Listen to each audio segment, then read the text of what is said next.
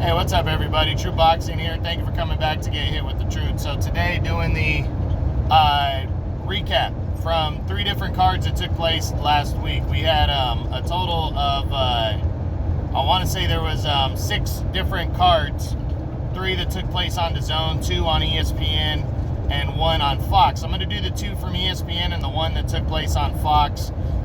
Just 3 fights, all 3 of the main events. First, Tuesday, we saw on ESPN Plus Naoya Inoue, the unified champion at bantamweight, 118 pounds, and the number 1 fighter there, the man they call the Monster.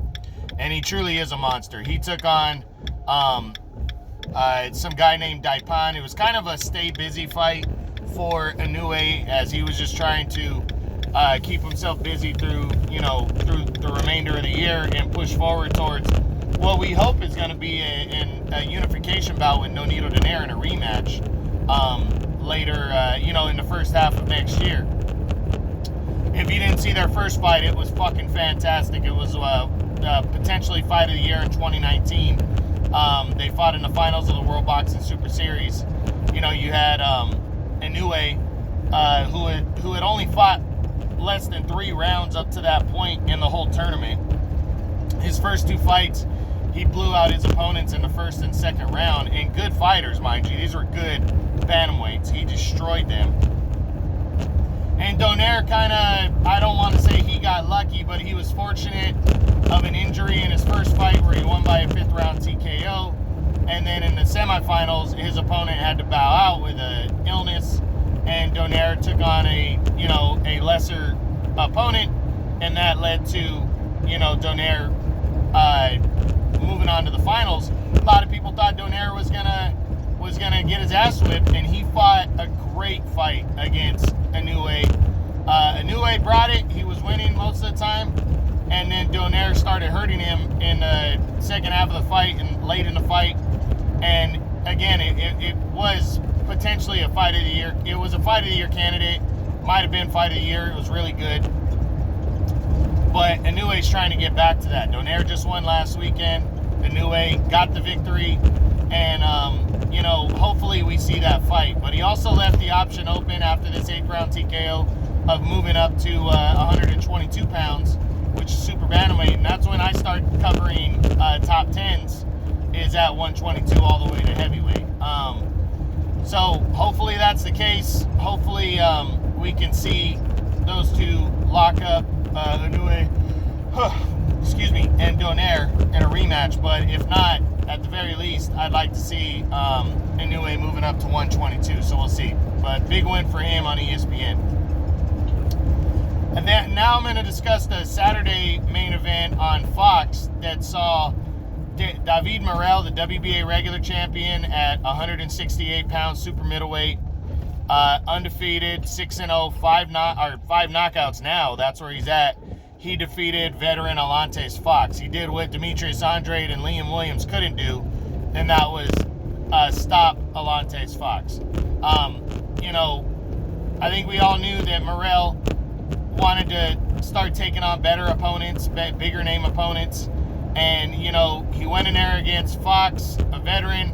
I don't think anybody thought he was going to lose. They just wanted to see how he was going to win. And he went in there focused and walked right through Alantes Fox, stopping him in 4 rounds. Impressive win for this youngster as he tries to make an impression on 168 and show that he's a real player. And he might be. It's very possible that we could be seeing Morrell as, a top contender. He could be a top 10 guy. I got to reevaluate my top 10 at 168 and my year-end top 10s overall. He could be a top 10 guy in a wide-open division now. The WBA could order him to fight Canelo, or Canelo can just give up his belts, because we know Canelo, who's the super champion in the WBA, is moving up to cruiserweight in his next fight to try to become a 5-division world champion. But he's most likely going to hold on to his world titles.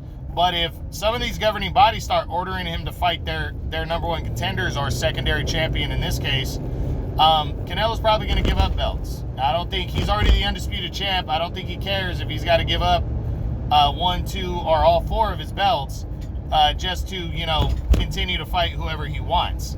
So that's the position that Canelo's in. So Morrell could be holding one of the 4 major world titles in the next few months to year. So I wouldn't be surprised by that. So Morrell, nice win here over Alantez Fox. We'll see what he does going forward.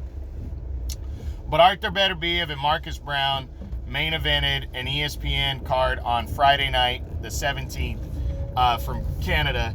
And, Beterbiev just proved why he is the number 1 light heavyweight in the world right now. He took on Marcus Browne, who's a crafty fighter, and was losing the fight 4 or 5 rounds in. He was behind on the scorecards, and in the 4th round, a bad clash of heads opened up a streaming cut in the middle of Beterbiev's forehead.